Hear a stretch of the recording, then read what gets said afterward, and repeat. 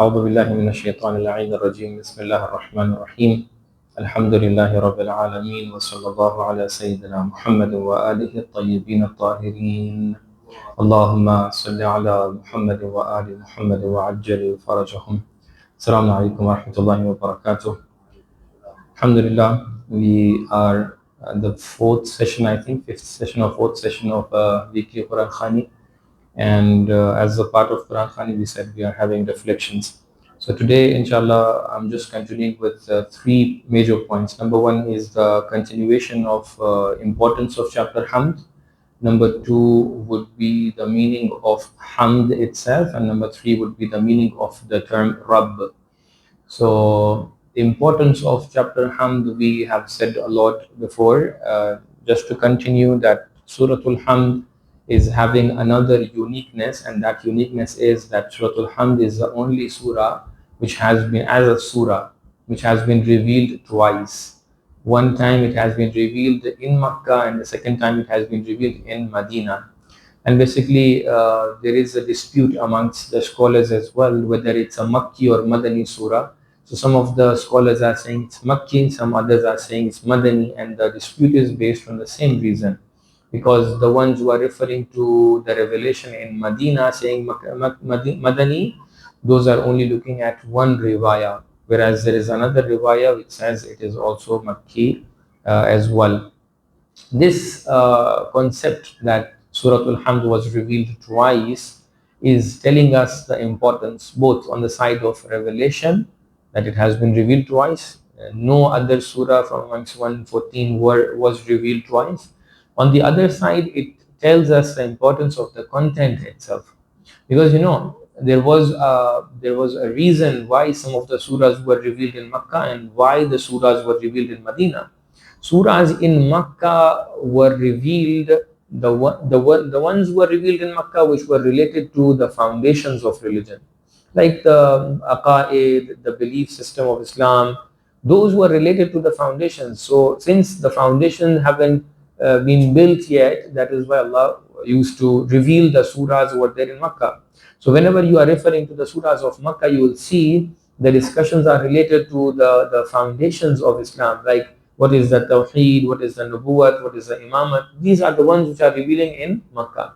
But surahs which are revealing in Medina, so supposedly the foundations of religion has already been built. So that is why you will see the Madani surahs are having more of ahkam, that what to do, the guidance of Allah subhanahu wa ta'ala, how to recite namaz, how to perform fastings and this and that. So this is a major difference that majority of the scholars are believing. There are other criteria for Makki Madani surahs as well, but majority of the scholars are believing that surahs which are revealed in Makkah are the foundations, and surahs which are revealed in Medina, Madani surahs, those are the ahkam and basically the teachings of Islam. But this surah, when it is being revealed both in Makkah and Medina, that means it has on one hand the foundations, and on the other hand it has the teachings as well. If you look into it, you see the way we started our reflections, Ba of Bismillah is even having the Tawheed inside it. Then when you reach to Iyyaka na'budu wa Iyyaka nasta'in, it has the practical Tawheed. You are aware that Tawheed of Allah subhanahu wa ta'ala has two domains. There are theoretical Tawheed, there is a practical Tawheed. Or you can say the Tawheed in your theory, in your aqaid, and Tawheed in your practice. This surah has both. This surah, when you say Alhamdulillahi Rabbil Alameen, this is also a manifestation of Tawheed al-Rububi. Inshallah, I'll explain that all the praises are going back to Allah subhanahu wa ta'ala. That means there is only one central source for praise. Praise is being done on the voluntary actions of someone. That means all the actions that you see in this world, voluntarily actions, the praise, the goodness, the beauty of those actions are getting back, rooted back to Allah subhanahu wa ta'ala. Again, giving us the concept of Tawheed. So that means that Surah Al-Hamd is being revealed twice. It's a big message. We don't want to go much deeper into it, but it's a matter of reflection. If we reflect, we'll get more of understanding. Let me quickly go to the second part, a couple of riwayat as well. I've written down many of the riwayat. So one of the riwayah, Imam al-Sadiq alayhi salatu wa salam, Allahumma salli ala Muhammad wa ala Muhammad, he says, فَأَوَّلُ مَا نُزِلَ أو نُزِّلَ عَلى رسول الله بمكة بعد أن نُبِئَ أو نُبِئَ الحمد. The first surah that was revealed onto Rasulullah after he became a Nabi was the Surah Al-Hamd. So in Makkah it was revealed, in Medina as well. We have many riwayah. What are the benefits of Surah Al-Hamd? We have many benefits. In riwayat, we have the benefits of Surah Al-Hamd to an extent where it has been said that if Surah Al-Hamd being recited properly on a dead person, that dead person can come back to the world, can come back to the life. This much strong. But the reality is that we either do not know the methodology of recitation, or our recitation doesn't have that impact. There are a couple of recommendations and prescriptions on how to recite Surah Al-Hamd in order to get that specific impact of it. I was going through many of the riwayat. I can't explain all the riwayat over here. But for example, from the recovery from illness. So reciting one surah would be impactful. I'm not saying it's not in fact impactful. But for example, look at this riwayah. An al-Sadiq alayhi salatu wa salam, Imam al-Sadiq alayhi salatu wa salam says, Allahumma salli ala Muhammad wa ala Muhammad, that our holy prophet, إذا كسل أو أصابته عين أو صداع بسط يديه فقرأ فاتحة الكتاب والمعوذتين ثم يمسح بها وجهه فيذهب عنه ما كان يجب. So he says that whenever he used to have a tiredness, tiresome, yeah, أو أصابته عين أو صداع, whenever people's eye used to catch him, Rasulullah, people's eye used to catch Rasulullah. Just imagine Rasulullah being the most beloved, most strong amongst the prophets, most important creation of Allah subhanahu wa ta'ala. Even the evil eye can catch him. So please do not take evil eye as a simple thing. So when this used to happen to him, he would say what? Basata yadayhi faqara'a. He would expand his hands, faqara'a, and then he used to recite Fatihat al-Kitab, Surah Al-Hamd, and then mu'awwazatain or ma'uzatain. He used to recite Qul a'udhu bi rabbin nas and Qul a'udhu bi rabbil falaq. By the way, since the riwayah says so, this chapter of evil eye is very deep and very important chapter. Fathers, mothers, they have to look into this matter, that the level of exposure of their private lives, their achievements, their good things to the people has to be in a manner which doesn't cause them the evil eye. This can also be the case for the elders. Rasulullah was not a child. Rasulullah was an elderly person at that time. Elderly in the sense that he was matured enough. So he was not a kid, he was not a teen, he was not a young person at that time, but still Rasulullah used to have the evil eyes because of the achievements, alhamdulillah, that Allah subhanahu wa ta'ala has kept for him. So it can be the case for anybody from amongst us, for anybody, so that evil eye can be reality. So it is wonderful that whenever we feel, how do you feel that evil eye can be there? Number one, when you are sharing your happy moments with the public, expect an evil eye afterwards. Number two, whenever you feel or see something very strange in the behavior of yourself, in the behavior of the kids, when you see an extreme, no reason illness and sickness. For example, there are reasons for sicknesses some of the times. Let's say somebody is a person who's having a prior, let's say, diabetic problem, and all of a sudden the diabetes goes up. You'd say there was a reason. Somebody is living in a region where the seasons are changing very clearly. Here the seasons are not changing clearly. In Mombasa, the seasons are mixed with each other. All of a sudden it's a cold, all of a sudden it's very hot. But for example, in India, the seasons are changing. So change of season is a cause for many of the illnesses and sicknesses. But you see, without any reason, when something happens, yes, there is a biological change. That is why the sickness is happening. I'm not denying that. But why that biological change has happened, this is a big reason. I've seen many of the people over here, even in the community. So a person, not because of a major reason, he eats something, then drinks something else, which is a normal case for a normal day. But in that particular one, you must be knowing that person, all of a sudden he feels a bit sick. He goes and takes a wrong medicine. How many times in your life have you taken wrong medicines? It rarely happens. Even when it happens, people will pass by and go through it. But it happened for him that wrong medicine caused him to get stuck with that something that he has eaten before, and it was not coming from vomiting area, and it was not coming from the stool either. So it became a cancerous thing, and within 2 weeks he was hospitalized.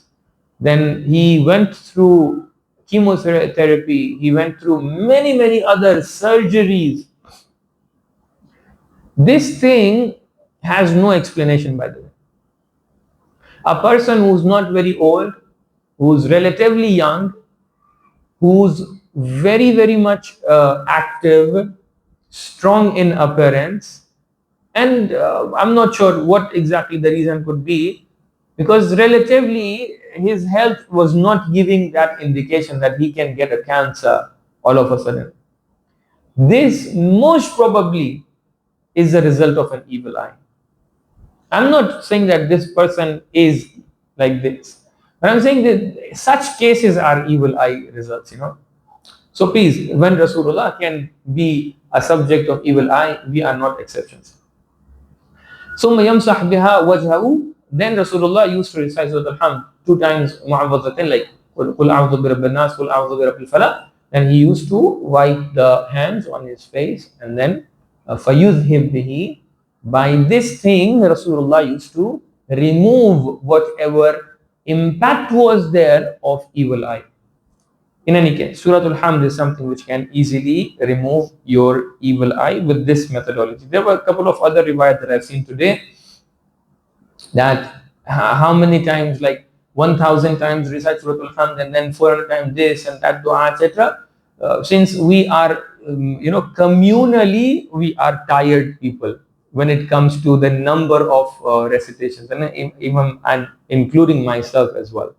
If you ask me to recite 1,000 times Surah Al-Hamd on the first night of Qamari calendar, and then after each Surah Al-Hamd you recite this 2-line dua, I'm not sure whether I'll be able to do it.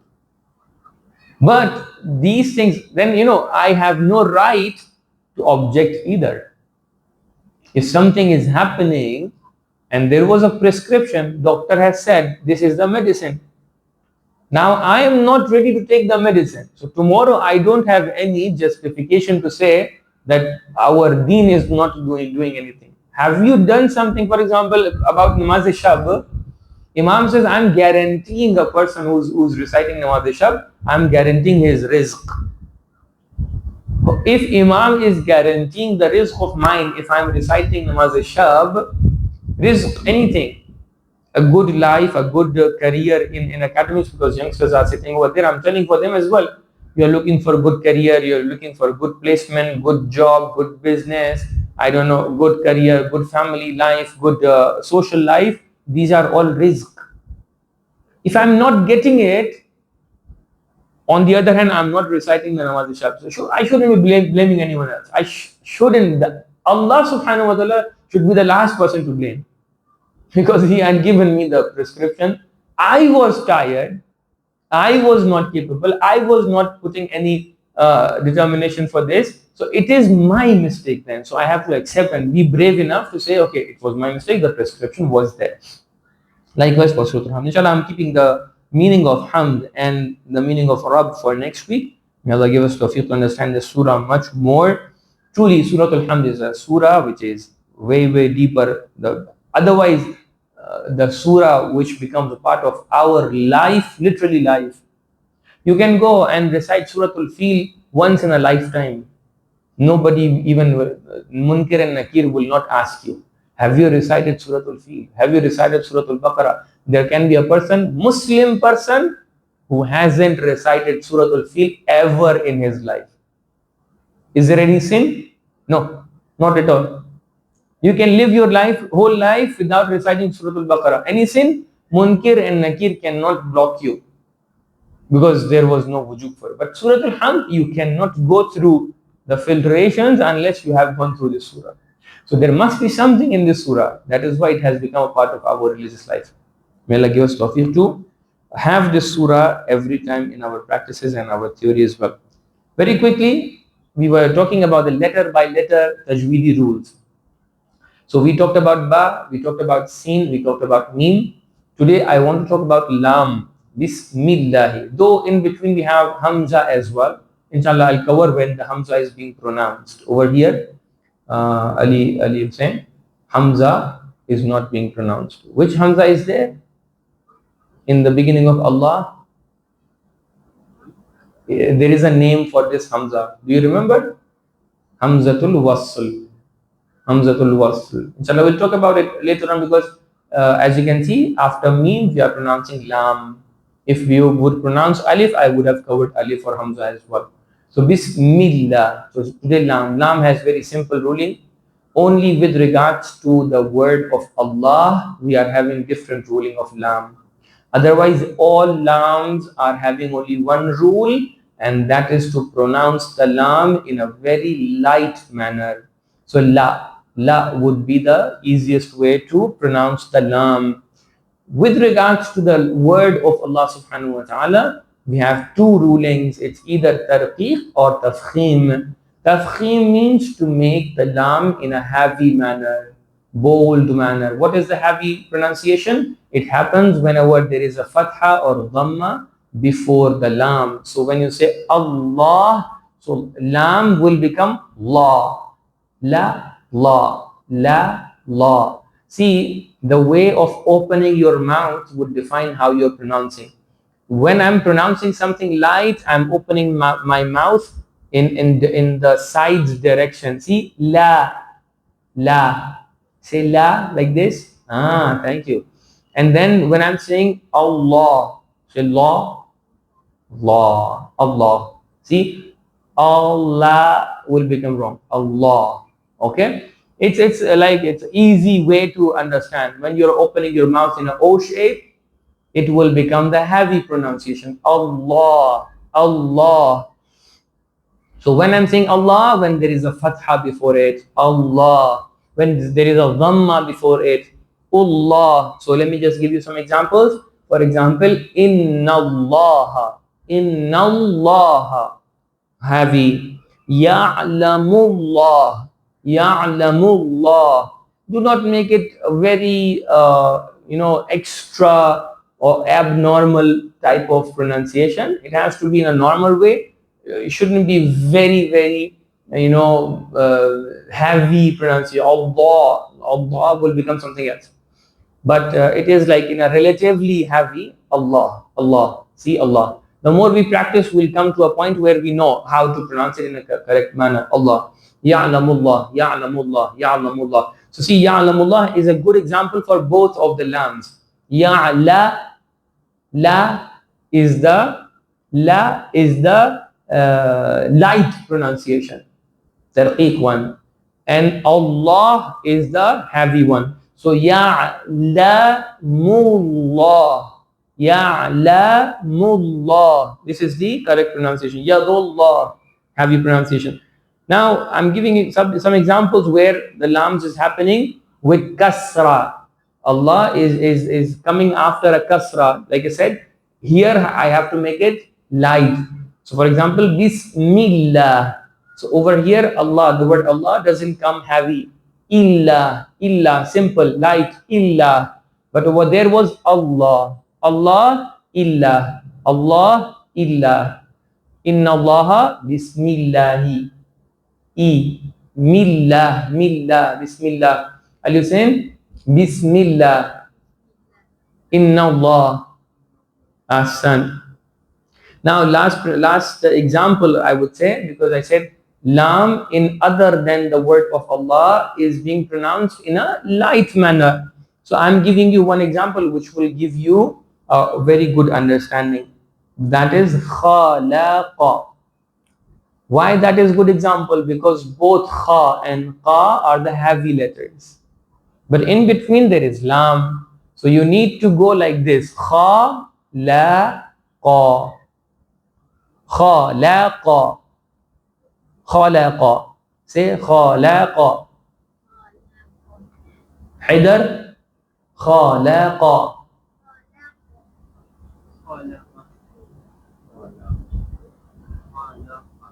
See, if I made it khalaqa, three of them will become the same level. You have to say la. Khalaqa. Okay, this is perfect. So in the beginning, the pronunciation is a bit not very much usual to us. But the more we go, this pronunciation will be habitual to us. So while you are reciting, you will not say kha, la, qa. It will become something else. But since you are repeating it constantly, it will become eventually very easy to pronunciate. So for example, khalaqa, khala, khala, khalaqa, khalaqa. See, in normal pronunciation, I'm not doing like this. But just to understand the difference, we are saying khalaqa. But in a rhythmic way, you'll say khalaqa, khalaqa, khalaqa. Okay, this is with regards to the Tajweedi rulings of ours. May Allah give us tawfiq to understand Quran. May Allah give us tawfiq to recite Quran in a beautiful manner. May Allah give us tawfiq to be with Quran in this dunya. May Allah give us tawfiq to be with Quran in the akhirah. Wassalamu alaikum wa rahmatullahi wa barakatuh. Rahimallahu man qara al-Fatihah ma'a salawat. The rules of lam today. So lam happens in the word of Allah. As you can see, Ali Hussein, see, it is the word of Allah. It has a alif. It has a alif at the beginning, but this alif is always had this sad. Let me just also explain. Maybe I can shift it over here. It is nearer to understanding. You must have seen this sign on lafz Allah, on the word of Allah, which is a sad. Please try to understand. There are a couple of signs that we need to understand. There is a word ana. Yeah, you see there is a sign of like this circle on ana. This circle means that this alif should not be pronounced but only getting written. So it is as if hamza and then noon, na. This is the right pronunciation. You see this the taqibat of Isha. People are reciting, but they are reciting it wrongly because there are 3 times ana in taqibat and they are reciting it ana.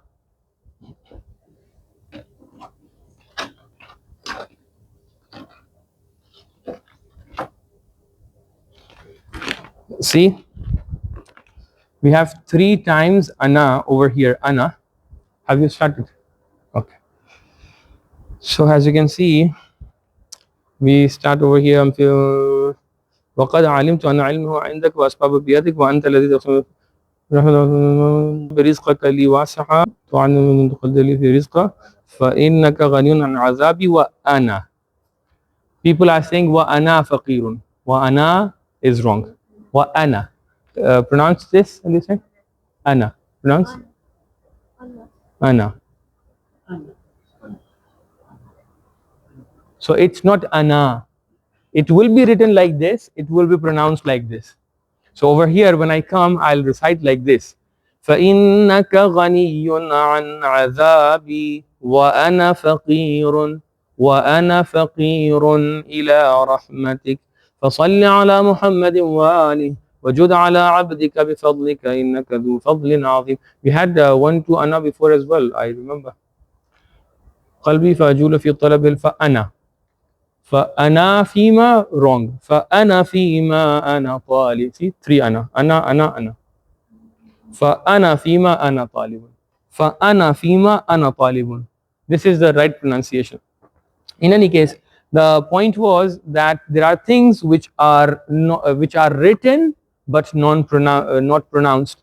There are things which are written but halfly or partly being pronounced. So this alif which has a sad over here, this sad means wasl. What is the name of this hamza? Hamzatul wasl. This sa means wasl. Wasl means whenever there is a connection, you will connect it without pronunciation. But if there is no connection, then you will pronounce it. So for example, if this is the beginning of the ayah, how would you pronounce? Allah. You will give it a fatha. Fatha. This is fatha, okay? So this is hamza and this is fatha. See, alif we say when it is sakin, okay? But when haraka comes, it becomes hamza. But if there is something before it, so for example, we suppose there is a inna, then we would not pronounce this thing. So it will become innallaha, okay? There is a reason why we are not pronouncing this lam as well. Inshallah, we'll explain later on. So basically over here, I wanted to refer to these three signs. There is a sign of circle, there is a sign of sad, and there is a sign of sakin. This is sakin, this is hamzatul wasl, and this is for this alif which is not being pronounced but being written. This is how the signs work, but we are coming to our main discussion, which was about alif, which was about lam. As we said, lam can be of two types. Either lam is getting used for what you call Allah, or the other lam for Allah, or the other letters. Allah will have either number one or number two. Number one is tarqiq.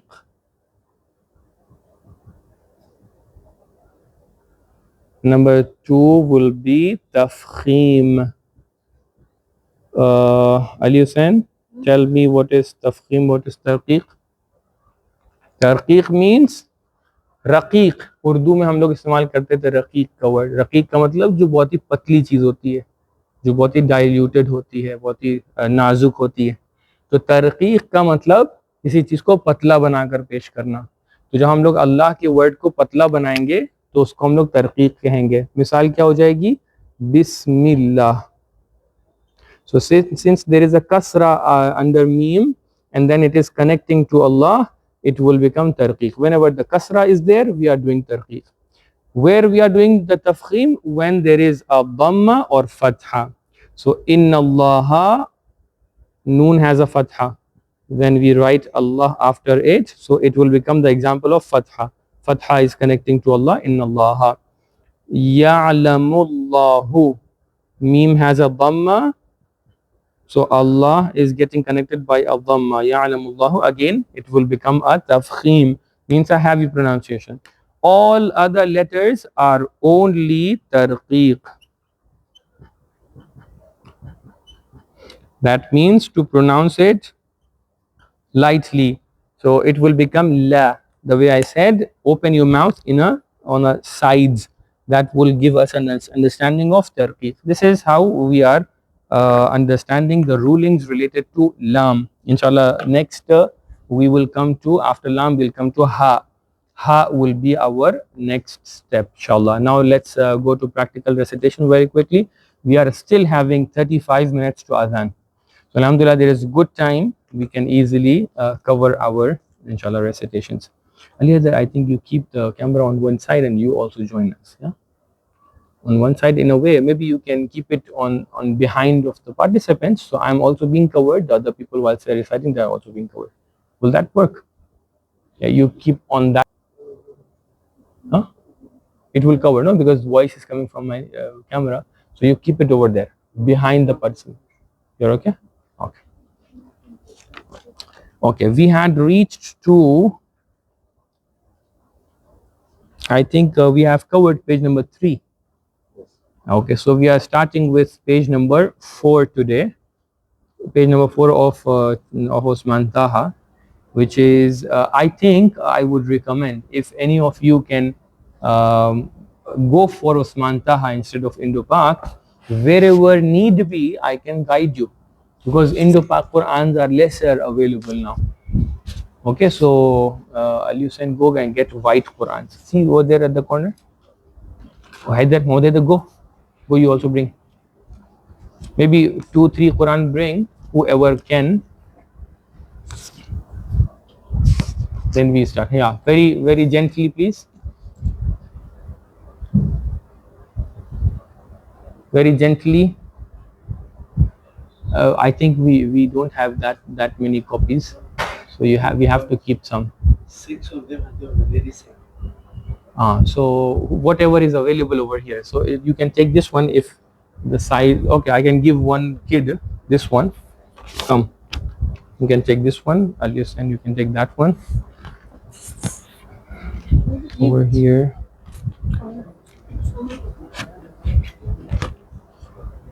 Sorry, just a minute. Let me find. That is also good. That is also. Have you found? No, he took it to the ladies. Oh, Yeah. But still, it must be there. Okay, this can work for kids or youngsters. They can utilize.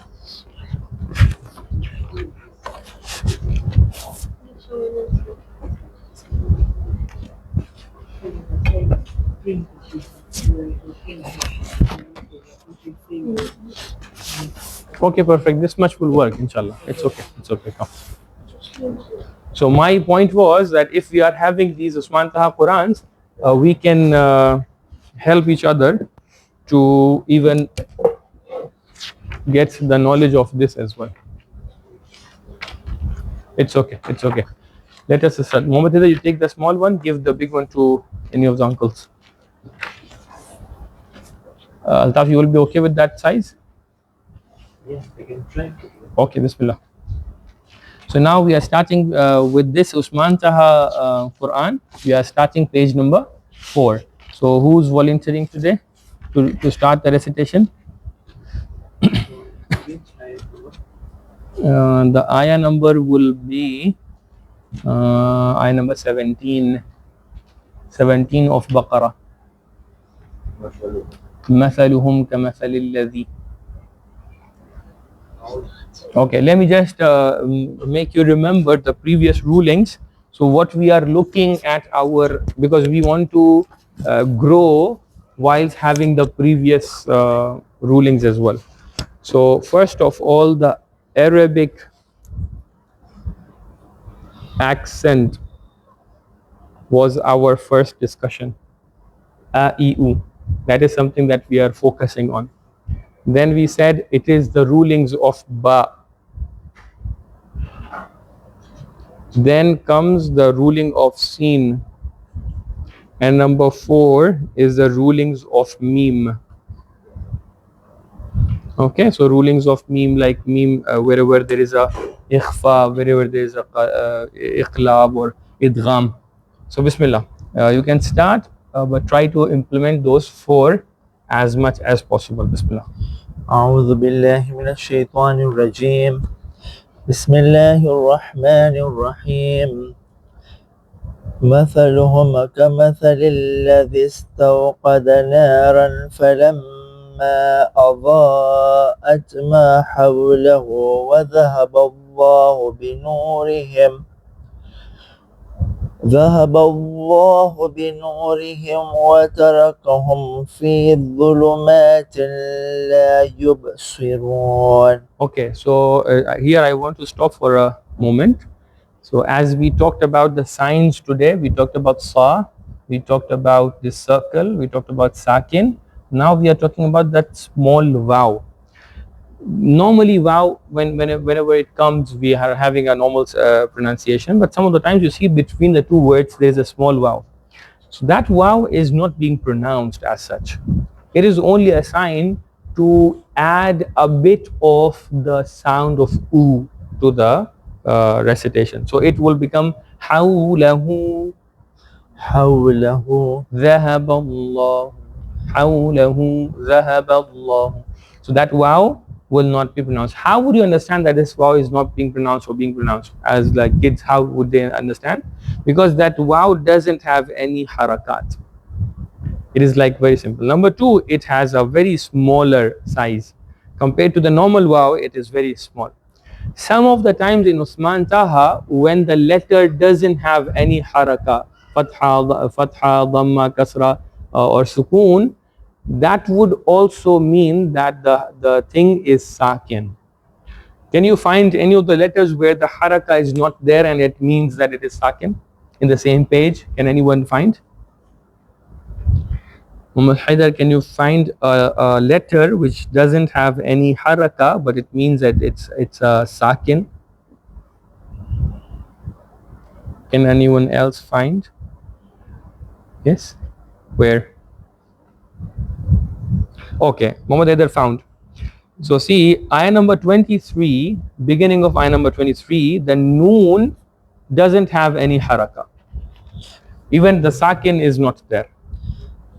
Okay, so whenever we have such a letter, we want to, there is a hidden secret behind it, why they are not putting the haraka over there. In this case, it is because of the ikhfa.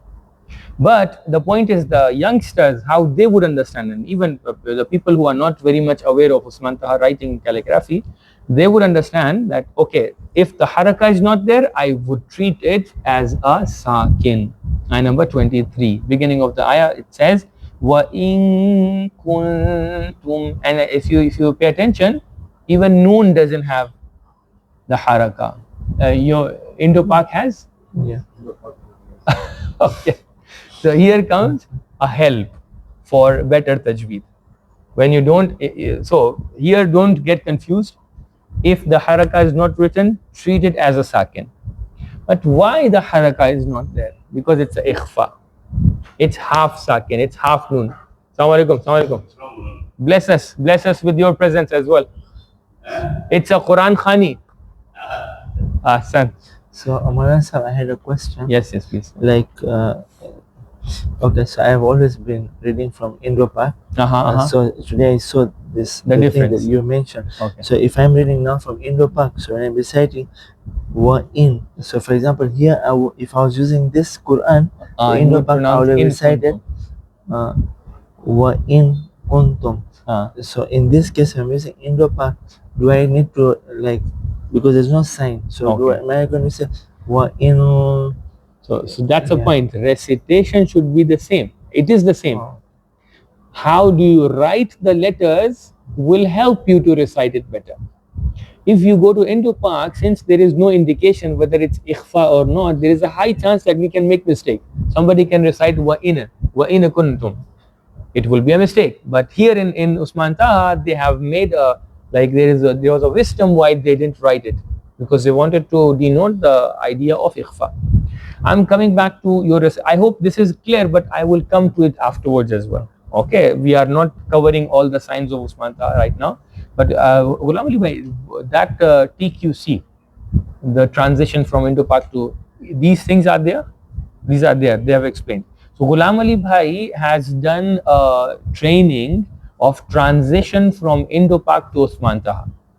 Whoever wants, and by the way, you can see the difference. It is helpful if you are getting back to Usman Taha, it will help you. So for example, if you, Ghulam Ali Bhai can explain more, you must have seen the tanween being written like this. Yeah?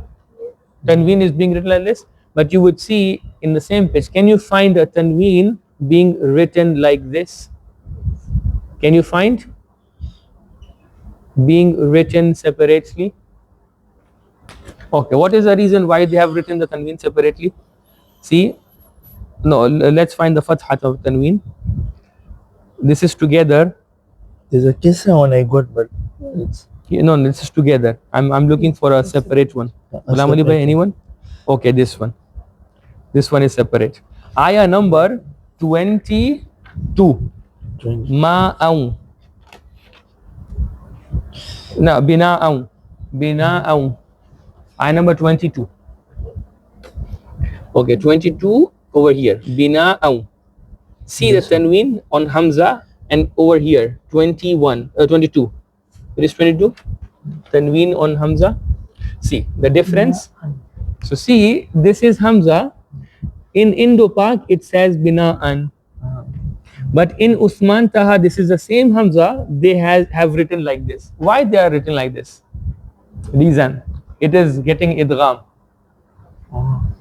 So if you see the tanween in a complete manner, that means the thing which is coming afterwards is a izhar. Yes, is that correct? And if you are reaching to a tanween which is written separately, that means it is something other than izhar. It can be idgham, it can be ikhfa, it can be something else as well. So see how helpful is this, that when you are reaching to that point, you already know that something which is coming afterwards is idgham. So bina'an, no, bina'an, because it's idgham. So there's a very high possibility if we are Using this, mistake happens. We will go.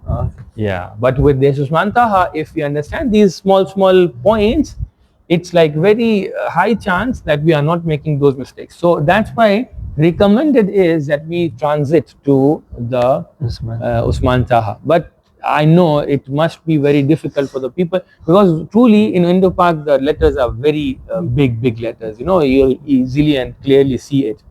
But the solution is that Quran. Solution is you go get a bigger than A4 Quran.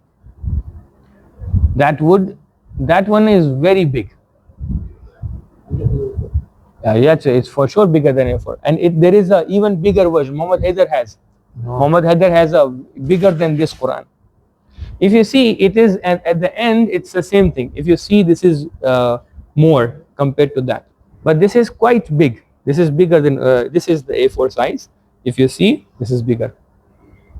Okay, so this is a solution how we can solve this matter. Sorry, today we went towards something else. Now I want to come back to ayah number 17 of yours. So brother, مثلهم كمثل الذي استوقد نارا. So since we are not focusing on noon, that's why I'm not referring to these points right now, but I would just correct it. Later on I will explain. نارا فلما أضاءت ما حوله ذهب الله بنورهم وتركهم في ظلمات لا يبصرون. ظلمات also has the two like tanween is different. In Indo-Pak it's the same, complete, but here Altaf, can you confirm tanween is written differently? Yeah, because there is a idgham, lam is happening afterwards. So it's not zulumatin, it is zulumatil. Yeah? Zulumatil. Zulumatil la yubsirun. One thing that I wanted to mention over here, because it is related to our area, meme ever doesn't have any qalqala. Okay? So im should not happen. Like echo sound on meme, because qalqala are qutbu jad.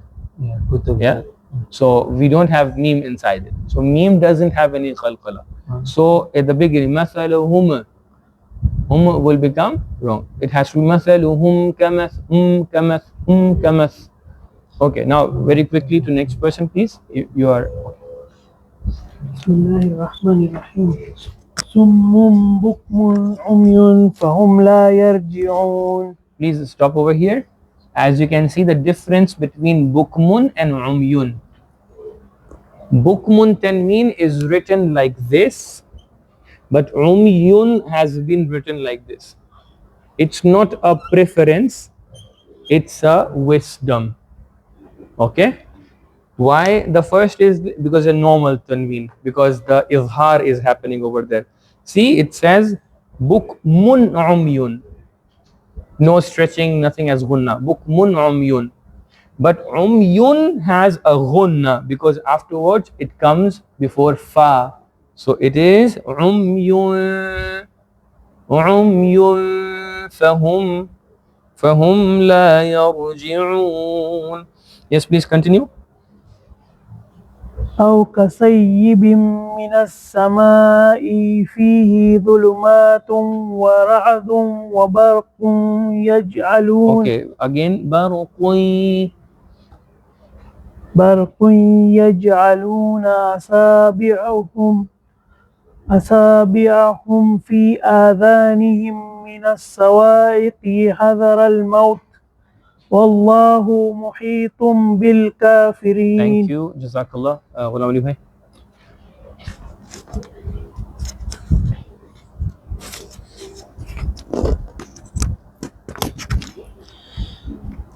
أعوذ بالله من الشيطان الرجيم.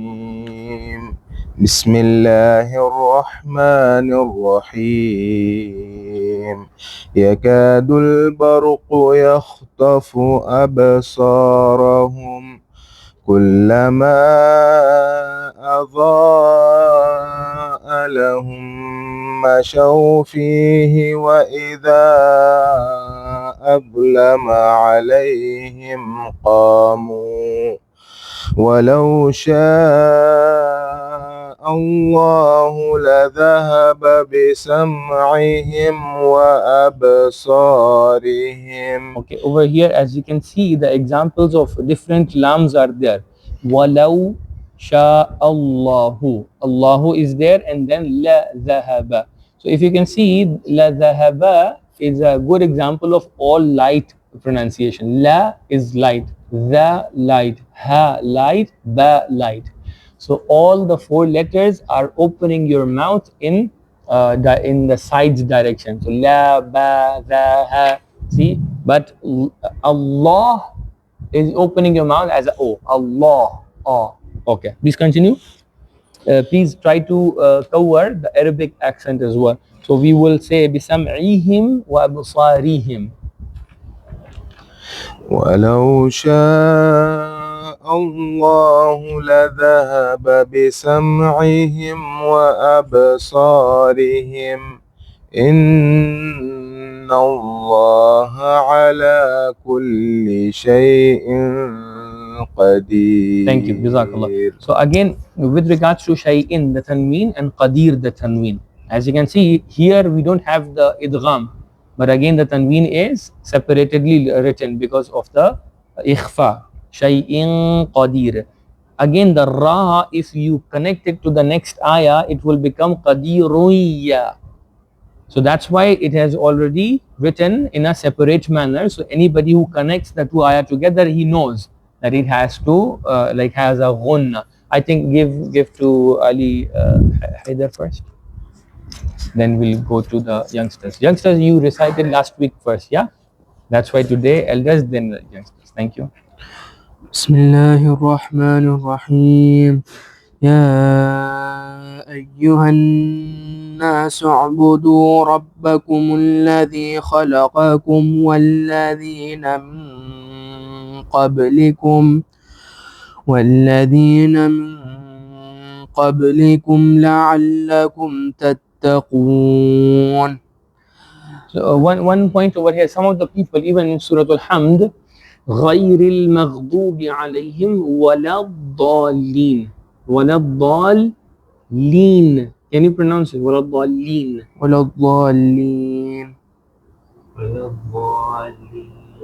ولا الضالين. ولا الضالين.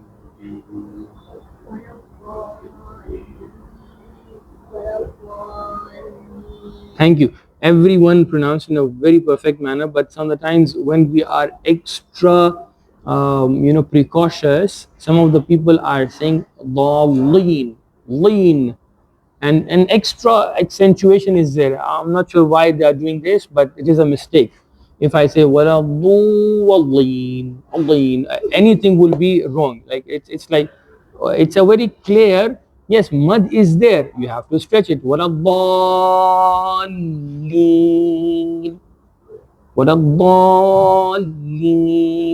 Anything extra than this will be as a stretch is okay.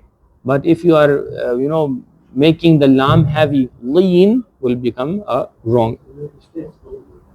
Lam doesn't stretch, but since there is a tashdid has to be expressed. So some people are not expressing the tashdid. So what they say is like this. It's a wrong pronunciation. Wala dhalin. It's a wrong pronunciation. Wala daleen. See, daleen, as if there is no tashdeed. You know why ba has a mad? Because of the tashdeed. In Arabic, the mad comes before tashdeed. So if you're not pronouncing the tashdeed, then the mad is in the wrong place. If it was the lam was without tashdeed, the mad on la would not be there. It will become wala daleen, daleen. So wala daleen, wrong. Wala dal. Now tashdeed comes. Wala daleen. Don't stop over there. I'm just expressing. Wala daleen. We have still 12 minutes. Don't worry. Yes, next ayah, please. الذي جعل لكم الأرض فراشا والسماء بناء وأنزل من السماء ماء. Since you are reciting mashallah in an advanced level, I will take your mistakes on an advanced level. So I would not take this mistake from anyone else, but I'm taking from you that your ikhfa has also tarqiq and tafkhim. You knew that? Ikhfa also has tarqiq and tafkhim. Light and heavy. Yeah. So whenever it is happening before the light letters, the ikhfa has to be light as well. Whenever the ikhfa is happening before the bold letters and heavy letters, the ikhfa is also bold and heavy. So over here, let me give you two examples.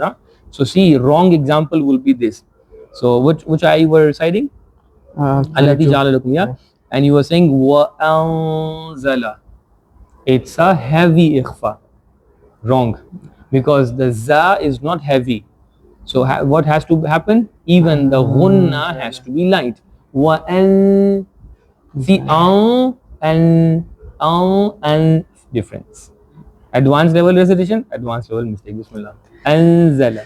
وأنزل من السماء ماء فأخرج به من الثمرات رزقا لكم فلا تجعلوا لله أندادا وأنتم تعلمون. Very good, very good. You rectified rest of the ikhfas. MashaAllah. 32. Huh? Okay. So we are having 12 more minutes. Time is 32.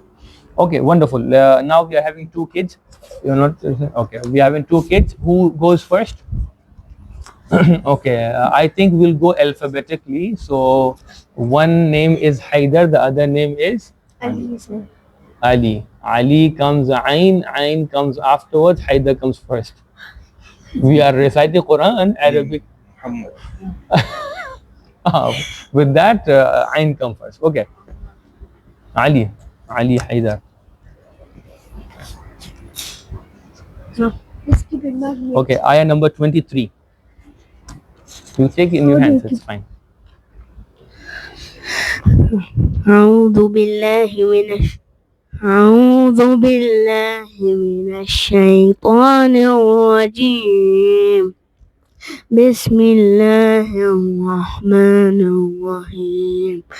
وإن كنتم في ريب مما نزلنا على عبدنا فأتوا بسورة من مثله وادعوا. Over here, Brother Altaf, if you see, we have a small ya after mislihi. That ya cannot be pronounced separately. It is only there to give us an understanding that here the pronunciation has to get a bit more e. Mislihi wad'u. Yes, go please. Wad'u. وَادْعُوا شُهَدَاءَكُم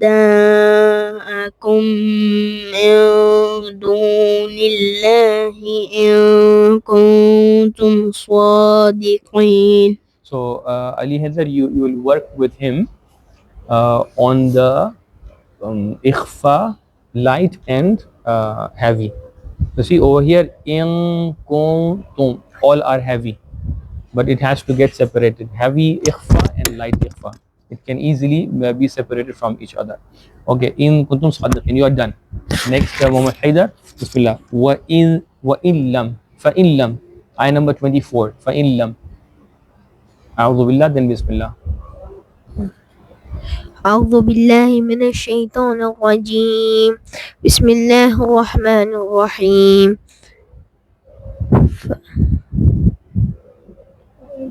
Fa illam,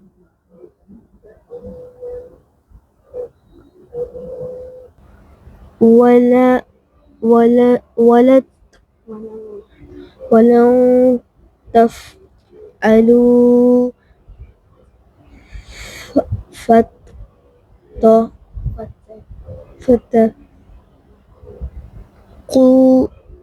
okay, tanatqa with nun, fattaqun, نار nara, لا نار الله lati. Okay, go on.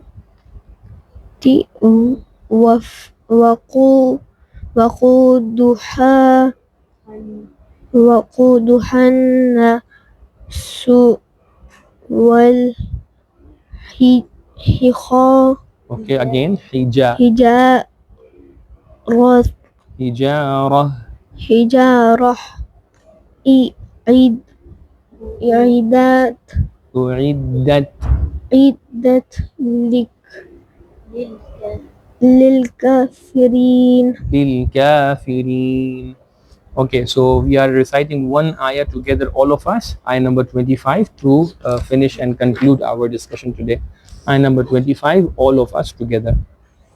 أعوذ بالله من الشيطان الرجيم بسم الله الرحمن الرحيم وبشر الذين آمنوا وعملوا الصالحات أن لهم جنات تجري من تحتها الأنهار كلما رزقوا منها من ثمرة رزقا قالوا هذا الذي رزقنا من قبل وأتوا به متشابها ولهم فيها أزواج مطهرة وهم فيها خالدون صدق الله العلي العظيम اللهم صل على محمद वाले मोहम्मद। अल्लाह तबारक व तआला से दुआ है कि हमारी इस तिलावत को, हमारी इस इबादत को अपनी बारगाह में शरफ़ कबूलियत इनायत फ़रमाए और हमारी इस क़िराअत के सवाब को हमारे तमाम मरहूमीन तक ईसाल फ़रमाए। इस तिलावत कुरान के सदक़े हमारे गुनाहान सग़ीरा व कबीरा को मुआफ़ फ़रमाए। कुरान के साथ हमारी दुनिया और उक़बा को महशूर फ़रमाए। परवरदिगार हमारे वक्त के इमाम के ज़ुहूर में ताजील फ़रमा, हमें उनके आवान व अंसार में शरीक फ़रमा। बिन नबी व आलिही रहमल्लाहु मन क़रा अल-फ़ातिहा मअ अस्सलावात। अहसनतुम, जज़ाकुमुल्लाह खैरा।